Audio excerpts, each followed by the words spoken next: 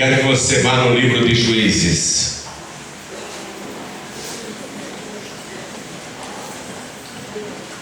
Capítulo 6.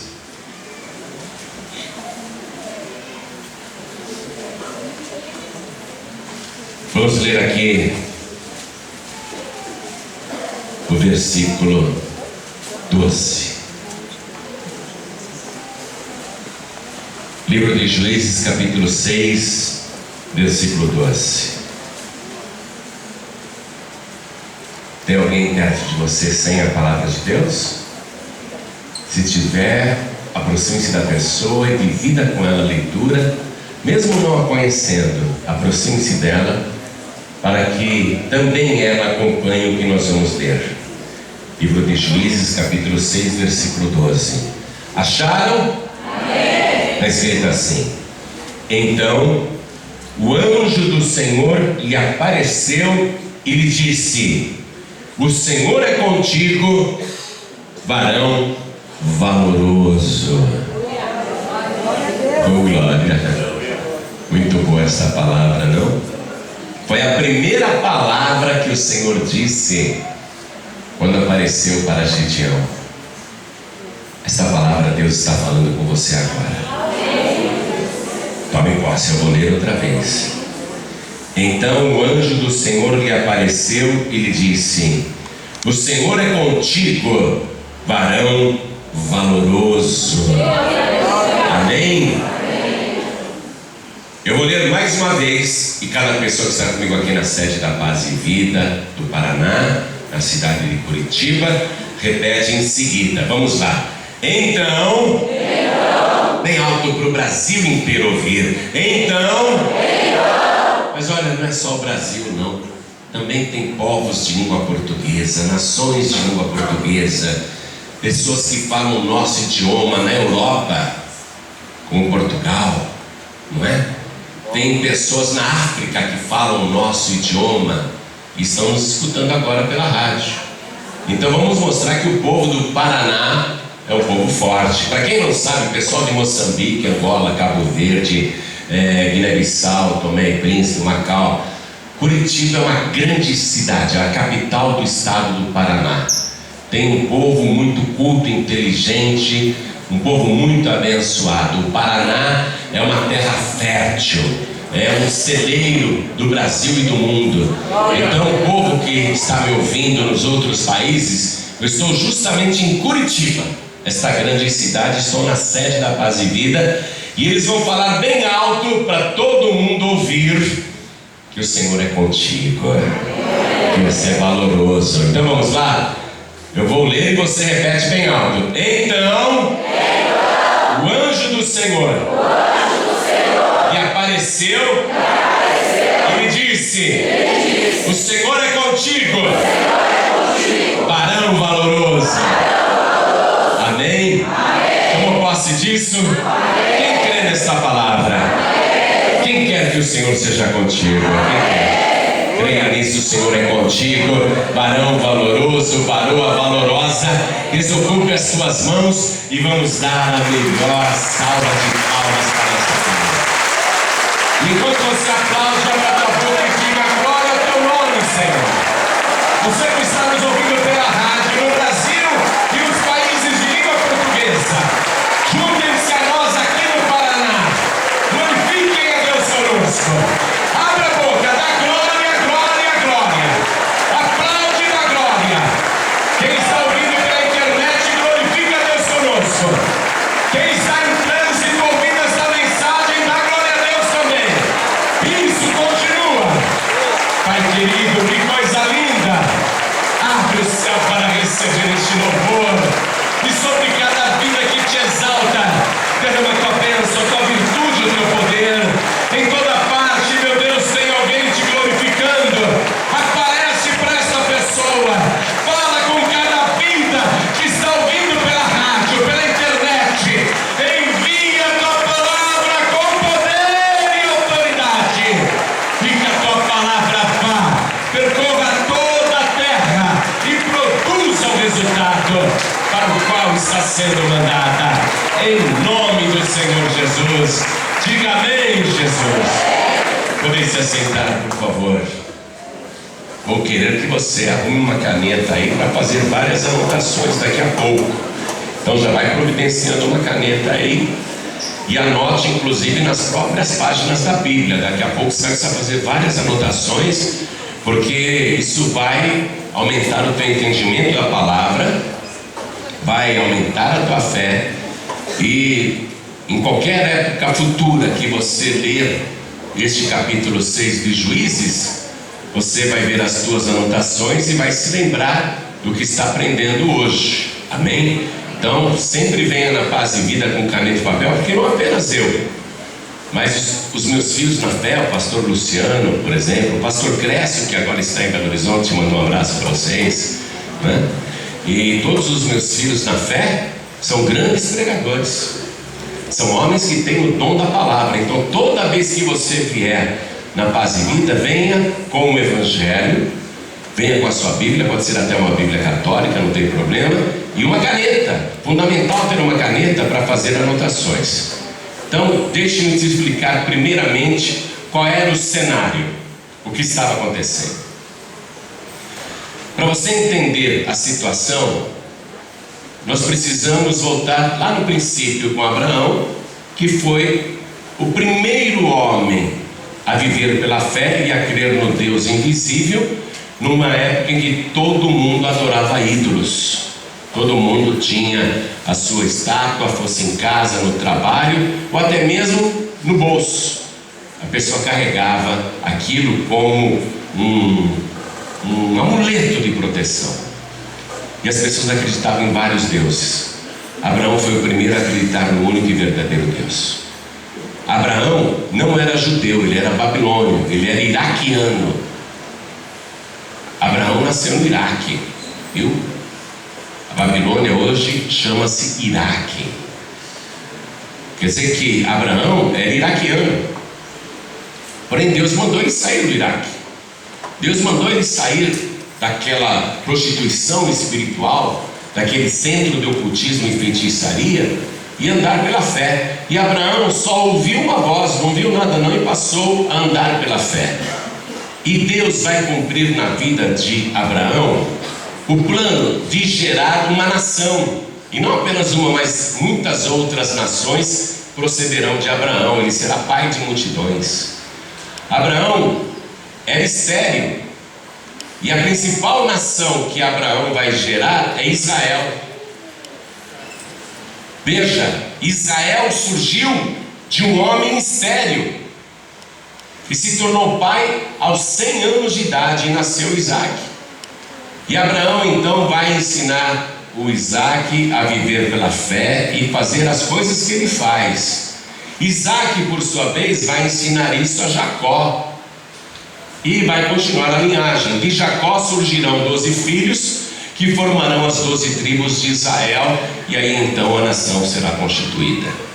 E aquela terra para a qual Abraão foi andar pela fé, que antes era só um deserto, uma terra agreste, uma terra inóspita, uma terra árida, vai se tornar um jardim. Deus vai fazer grandes coisas. E este país, Israel, constituiu-se na nação de Deus.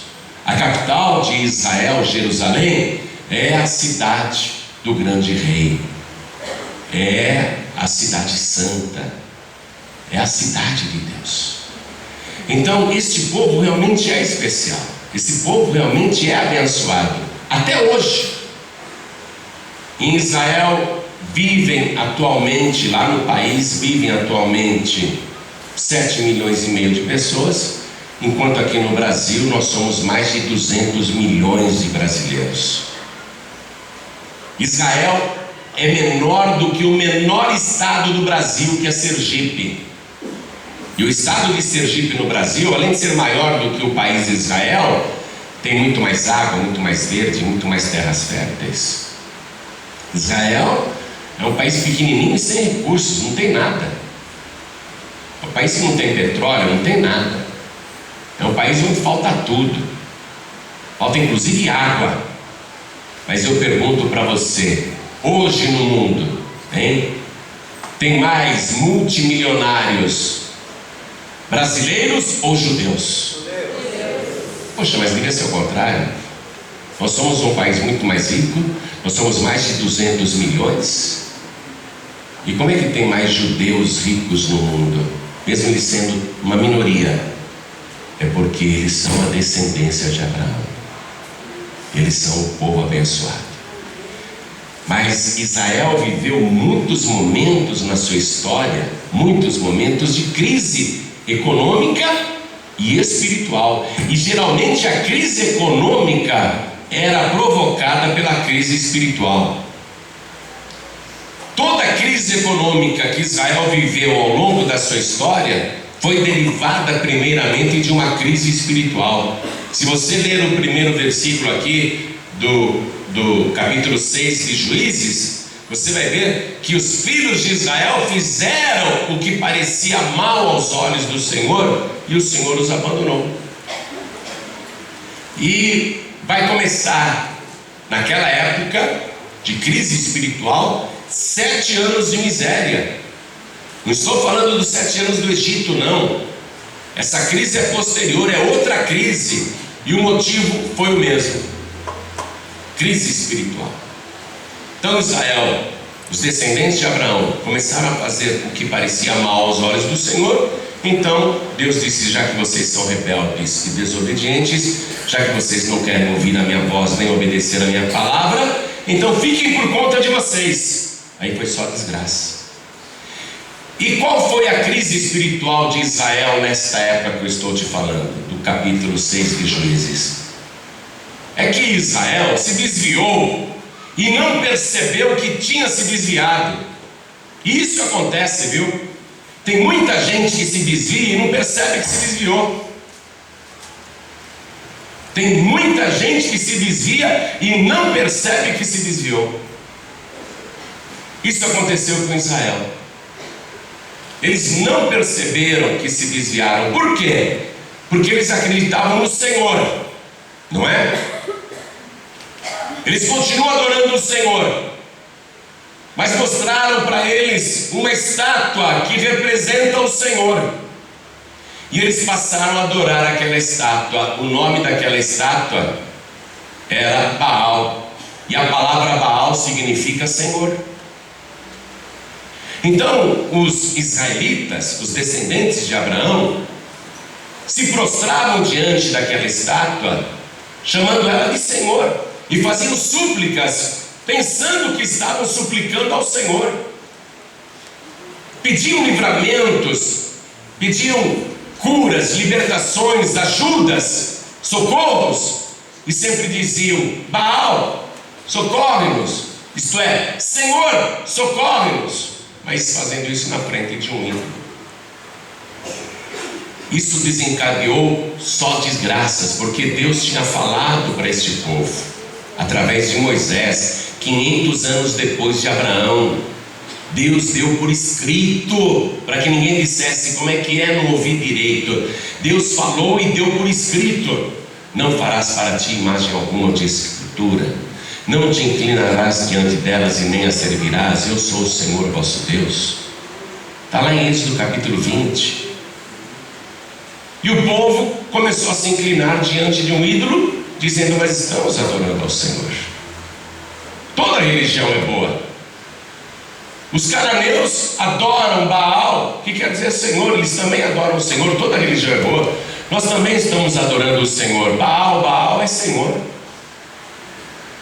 Então Deus disse: já que vocês não querem me ouvir, já que vocês querem fazer do jeito de vocês, já que vocês querem viver a religião do jeito que vocês acham que é, já que vocês querem ficar por conta própria, já que vocês têm suas próprias ideias religiosas e não obedecem a minha palavra, então fiquem por conta da religião de vocês, fiquem por conta do Senhor de vocês, do Baal de vocês, e vejam se Baal vai conseguir livrar vocês. E aí começaram os 7 anos de crise. O povo, vendo que a crise econômica e financeira se instalou, eles começaram a buscar especializações em Baal.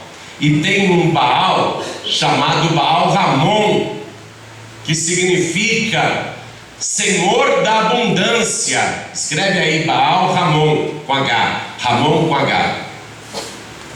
H-A-M-O-N. Ramon. Baal Ramon quer dizer Senhor da abundância. Eles ficaram pedindo para o Senhor da abundância: acaba com a crise. Senhor da abundância, acaba com a miséria. Senhor da abundância, acaba com a nossa pobreza.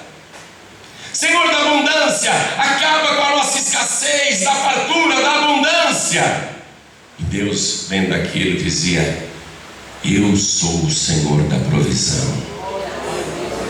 O meu nome é Yahvé Jiré, o Deus da provisão. Eu sou o Senhor da provisão. E eles estão pedindo para Baal Ramon. Então que recebam o que Baal Ramon pode dar. E o que Baal Ramon poderia dar a eles? Só escassez, só miséria, porque é um falso Deus. O diabo veio para matar, para roubar e para destruir. Tudo que não é de Deus é do diabo. Vou falar de novo, hein? Tudo que não é de Deus é do diabo. A pessoa pode achar que está adorando a Deus, mas está adorando o próprio Satanás, porque não é de Deus. Adorar um ídolo não é de Deus. Adorar uma imagem, se prostrar diante dela, fazer rezas, pedidos, ladainhas, não é de Deus. Você pode achar que é de Deus, você tem suas ideias religiosas, mas Deus está dizendo: então fique com as suas ideias religiosas e veja se os teus ídolos podem te livrar. O povo ficou nessa situação durante 7 anos. E o que acontecia? Nações inimigas de Israel invadiam a terra e saqueavam tudo o que Israel produzia. Levavam a colheita de trigo, a colheita de cevada, levavam as ovelhas, levavam os jumentos, levavam os bois, não deixavam nada, e o que sobrava na terra eles destruíam. Foi uma crise sem precedentes. E o povo lá clamando: Baal Ramon, dá-nos abundância. Enquanto eles clamavam, vinha mais desgraças. E quanto mais eles pediam abundância para Baal, vinha mais escassez. Deus entregou totalmente Israel na mão dos inimigos. Foram 7 anos de crise, até que o povo, não aguentando mais a miséria, o sofrimento, a peste, a doença, porque a falta de recursos ocasiona tudo isso, inclusive enfermidades. O povo, não suportando mais tanta desgraça, começou a clamar a Deus, não através de um ídolo, não através de uma imagem. Começaram a olhar para o céu, como fazia Abraão, como fazia Isaac, como fazia Jacó. Começaram a olhar para o céu e começaram a clamar ao Deus Criador dos céus e da terra. Eles não viam ninguém, mas começaram a clamar a Deus. E Deus mandou um profeta. E o profeta veio e disse com autoridade: eu já não fiz tantos sinais na vida de vocês? Eu não tirei vocês do Egito, da escravidão? Eu não tirei água da rocha? Eu não fiz chover pão do céu? Eu não alimentei vocês? Não dei vitórias tantas e tantas vezes? O que eu pedi para que vocês fizessem? Pedi não, mandei que vocês não se prostrassem na frente dos ídolos, que vocês não adorassem imagens. Eu sou o Senhor vosso Deus, mas vós não quisestes ouvir a minha voz. É isso que Deus acaba dizendo. Estou lendo para você agora o versículo 10. E eu vos disse, eu sou o Senhor, eu sou o Senhor vosso Deus. Não temais aos deuses dos amorreus em cuja terra habitais, mas não destes ouvidos à minha voz. Eu só não quero ouvir a voz de Deus. Quer continuar agindo conforme as suas próprias ideias religiosas. A palavra diz isso, o pastor pregou aquilo, mas eu acho que não é assim.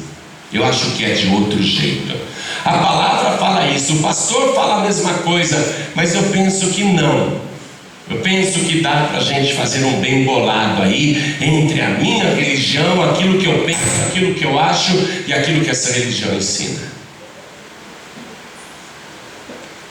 A pessoa não quer ouvir a voz de Deus. Ela quer criar a sua própria religião, quer ter as suas próprias opiniões religiosas, eu vou dizer isso para você: essa é a causa da tua crise, da tua desgraça, da tua miséria, porque você está cheio de ideias próprias, de ideias religiosas. Você acha, não é?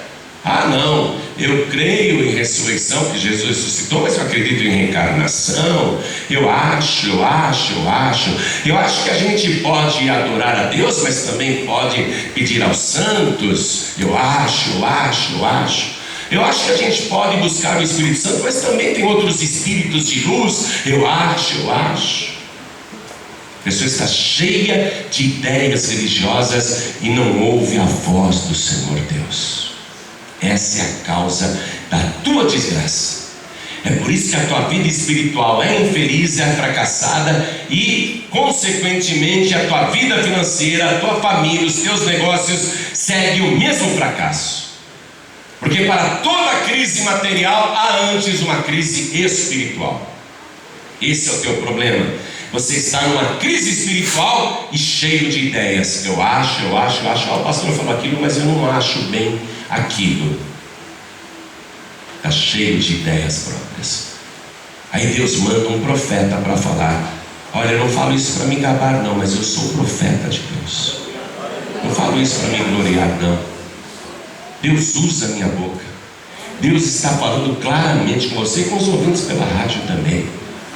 A tua crise material, a tua crise financeira, a tua crise familiar, a tua crise conjugal, a tua crise profissional tem uma origem: é a crise espiritual. A origem é a crise espiritual, porque você está cheio de eu acho que não é bem assim, eu acho que não é bem assim, não concordo com o dízimo não, eu acho que o dízimo não é mais necessário nos dias de hoje, não concordo com esse negócio de oferta alçada, eu acho. Você está cheio de achos. Você está em crise espiritual, por isso que está colhendo todas as outras crises materiais. Deus disse através do profeta: vocês não quiseram ouvir a minha voz. E Deus usou o profeta e retirou-se. Deus usou a boca de um profeta. Deus não apareceu pessoalmente não. Agora veja o que aconteceu, igreja. Havia em Israel naquela época um moço que era um fracasso em pessoa, fracasso material, mas não espiritual, porque ele não se dobrava diante de Baal, nem de Baal Ramon. Ele não adorava ídolos nem imagens. Só que ele era aparentemente um fracasso. E este moço foi contaminado pelo pessimismo da nação, pela crise. Apesar dele ser um adorador verdadeiro, de adorar a Deus em espírito e em verdade, este moço foi contaminado por aquela crise nacional.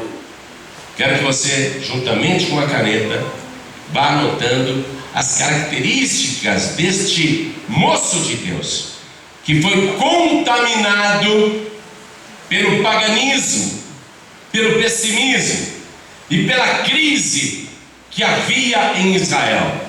O nome deste moço era Gideão. Quero que você anote as características de Gideão. Primeiro, ele tinha medo de perder o pouco que tinha. Não tinha nada, mas morria de medo de perder o pouco que tinha. Essa era a primeira característica. Não tinha nada, quase nada, mas morria de medo de perder o pouco que tinha. Segunda característica, ele se sentia sozinho. Só. Porque todo mundo adora Baal, menos eu.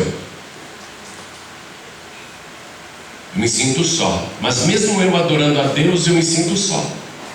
Mesmo eu adorando a Deus, eu me sinto só, porque Deus não me responde, Deus não me socorre, Deus não me livra, Deus não opera, eu me sinto só. Terceira característica, por causa disso ele se sentia desamparado por Deus. Realmente Deus nos desamparou, inclusive a mim. Deus me desamparou também. Eu sou um desamparado. Quarta característica, ele se sentia fraco. Ah, se eu fosse forte, mas eu sou fraco. Outra característica, ele se sentia sem recursos. Ah, se eu tivesse recursos.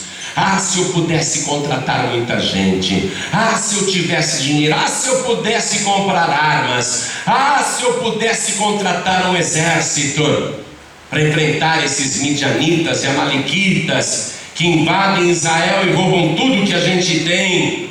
Mas eu não tenho recursos. Outra característica, ele se sentia o mais pobre do lugar. E isso não era só um sentimento, não. Ele era o mais pobre do lugar mesmo. Ele era o mais pobre dos pobres. E além de pobre, ele tinha essa outra característica. Se Deus tiver que usar alguém, vai usar outra pessoa, porque eu sou o menor de todos. Eu sou o menorzinho. Se sentia muito pequenino. Outra característica de Gideão, indeciso. Tudo que ele ia fazer na vida, ele queria um sinal. Ele não conseguia tomar uma decisão. Eu estou falando aqui, tem gente que está se identificando com Gideão. Eu sou assim também, pastor.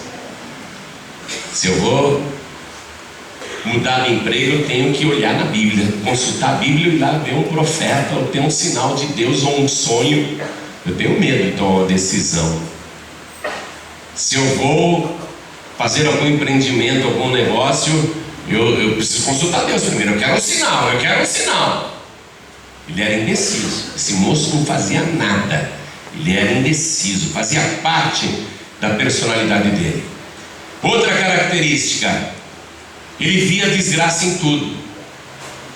Gideão podia estar diante de Deus, podia estar diante da bênção, e ele via desgraça em tudo. Já vou te provar tudo isso.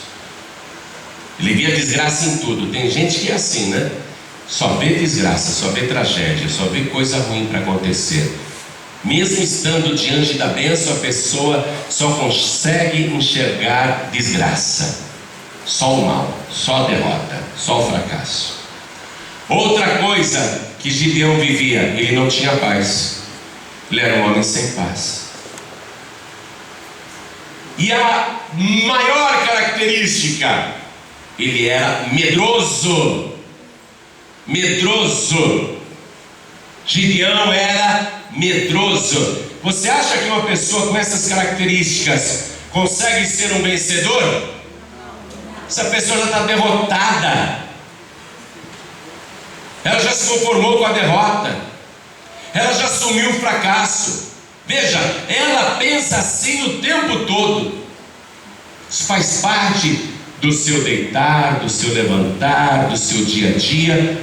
É assim que Gideão vive, e é assim que muita gente vive também.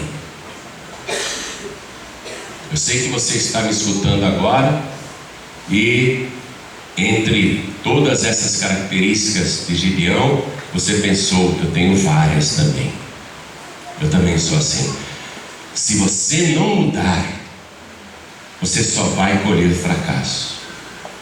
Se você não começar a pensar diferente, você vai continuar colhendo derrota. Se você continuar desse jeito, vai continuar perdendo o pouquinho que tem, porque tudo que você tem medo que aconteça, acaba acontecendo. Porque o medo, e Gideão era muito medroso, o medo é uma fé ao contrário, é uma fé negativa. Tudo que você tem medo que aconteça, vai acabar acontecendo. Aí você só vê desgraça em tudo, você não vê oportunidade. Gideão podia estar na frente do anjo do Senhor, ele só via desgraça. Às vezes a pessoa está na frente da bênção e só vê desgraça, não percebe. Olha para mim aqui, olha aqui para mim. Eu não sou o Senhor, mas eu tenho o Espírito Santo do Senhor. Olha para mim, você está diante da tua bênção, porque a palavra que eu estou proferindo vai mudar a história da sua vida. Só que para mudar a história da sua vida, você tem que mudar também a sua própria história. A primeira coisa é corrigir a crise espiritual. Você tem que acabar com essa crise espiritual na sua vida, parar com essa história de eu acho. Uma moça me deu o seguinte testemunho em Recife: pastor, eu estava desviada, voltei para o Senhor, meu marido se converteu, largou a bebida e ele me ajudou a abrir um restaurante. Só que o meu restaurante estava indo mal e eu tinha voltado para a igreja e eu estava dando dízimo fielmente, pastor, mas eu não concordava com a oferta alçada. Com dízimo sim, mas com a oferta alçada igual ao dízimo ou superior eu não concordava não, pastor. E o meu restaurante não ia para frente. Um dia eu vim nesta igreja e mais uma vez eu ouvi que a função do dízimo é uma, a função da oferta alçada é outra. O dízimo protege, a oferta alçada igual ao dízimo multiplica. Aí eu falei, bom, meu restaurante está indo mal mesmo, eu sou dizimista, mas o meu restaurante não cresce nem prospera, eu vou dar uma oferta alçada igual ao dízimo para ver o que acontece. Ele falou, pastor, eu não sei explicar de onde na hora do almoço vem tanta gente almoçar no meu restaurante. É um movimento agora no meu restaurante, pastor. Antes eu não tinha isso. Agora começou um movimento muito grande, pastor, porque eu passei a dar a oferta alçada, que antes eu achava que não era para dar, só o dízimo. Mas o meu restaurante começou a prosperar. Já estou pensando em abrir o segundo restaurante. Você está entendendo isso? A pessoa precisa parar com as suas próprias ideias religiosas e obedecer à voz do Senhor. Deus, o Deus que fala com você. Uma mulher, eu estava pregando em São Miguel Paulista, terminei a reunião, atendi todo mundo e fui para o estacionamento. Estou atendendo pessoas, o povo manobrando e saindo do estacionamento da igreja. Aí um carrão ali no estacionamento, já estava se preparando para sair. Eu estou atendendo ainda algumas pessoas no estacionamento antes de entrar no carro. A mulher deixa o seu carro ligado, aquele carrão ela deixa ligado, desce e vem chorando na minha direção. Pastor, eu não podia ir embora sem falar com o Senhor. E ela veio chorando, até pensei que estava acontecendo alguma coisa. Pastor, eu não podia ir embora sem contar para o Senhor o que aconteceu comigo. Pode falar o que aconteceu.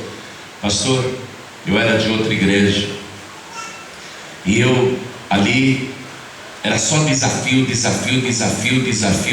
só desafio. E eu tinha 3 restaurantes, eu perdi tudo, só fazendo desafio. Aí eu entrei em depressão, meu marido me deixou, eu comecei a pensar em suicídio, fiquei toda endividada, perdi tudo. Aí eu queria me matar. Um dia eu ligo a rádio, escuto a pregação da palavra, vim na Paz e Vida, e quando eu vim aqui eu ouvi a palavra do santo dízimo e oferta alçada, só que eu não tinha mais, pastor, não tinha mais nada. Pastor, sabe de quanto foi o meu santo dízimo, a minha oferta alçada que eu dei na Paz e Vida a primeira vez? R$15. Sabe como que eu vim na igreja, pastor? A pé. Eu só dei R$15 porque eu não tinha mais do que isso. Foi o meu dízimo, a minha oferta alçada. R$15. E continuei vindo aqui na Paz e Vida. Olha, eu abri o meu restaurante dentro de uma galeria, um lugar escondidinho. Abri um restaurante pequenininho, numa galeria onde o aluguel era baratinho. Depois que eu vim para a Paz e Vida, esse meu restaurante é muito frequentado. E não apenas na hora do almoço, eu tenho que ver a quantidade de quentinhas e marmitas que eu forneço. Já estou pensando em abrir mais restaurantes, pastor. Agora hoje eu devolvi o meu dízimo. Ela falou, sabe quanto eu estou devolvendo de dízimo e oferta alçada agora, pastor? R$3.000. Aquele carro, pastor, aquele carro lá, ó, tá pago. Eu vim a pé na igreja, mas aquele carro agora é meu, está quitado. Porque a pessoa ouviu a voz do Senhor, parou com as ideias próprias. Então, Gideão, ele precisa mudar, porque com essas características, ele será um eterno fracassado, por mais espiritual que seja. Mesmo adorando a Deus em espírito e em verdade, com essas características ele será um eterno fracassado. Talvez você me diga, eu não adoro ídolos, pastor, já estou livre disso, fui liberto disso. Eu não adoro imagens, nem me ajoelho na frente delas, não. Mas por que a minha vida não vai para frente? Porque você ainda não ouviu a voz do Senhor teu Deus. Tem uma crise espiritual para ser resolvida aí. Se você não mudar as suas características íntimas, você vai continuar encomendada para o fracasso, para a derrota, para a vergonha, para a humilhação. Tem que mudar por dentro. Mudar primeiramente a crise espiritual, crer na palavra de Deus, crer naquilo que o profeta fala. Essa é a primeira coisa. Crer mesmo, não ficar questionando, simplesmente crer. A palavra diz: crê no Senhor vosso Deus e estareis seguros, crede nos seus profetas e prosperareis. Você tem que crer no que ouve, mudar a sua característica interna, tirar tudo que é ruim que está dentro de você. Vamos acompanhar aqui, olha só, o caso do Gideão. Eu vou ler a partir do versículo 11. Estou no livro de Juízes, capítulo 6, versículo 11. Está escrito: então o anjo do Senhor veio e assentou-se debaixo do carvalho que está em Ofra, que pertencia a Joás, a Biezrita, e Gideão, seu filho, estava malhando o trigo no lagar para o salvar dos midianitas. Veja o detalhe: malhando o trigo no lagar. O lagar não é o lugar para malhar trigo. O lugar para malhar trigo é na eira, a céu aberto. O lagar é onde se deve pisar uvas. O lagar não é para se malhar o trigo. Por que Gideão está malhando o trigo lá no lagar? Porque se ele for na eira, ele tem medo de ser visto pelos midianitas e roubarem o pouco que ele tem. Então ele está escondido lá no lagar, está em oculto ali, malhando o trigo no lagar. Tem medo de perder o pouquinho que tem. Versículo 12. Então o anjo do Senhor lhe apareceu e lhe disse: o Senhor é contigo, varão valoroso.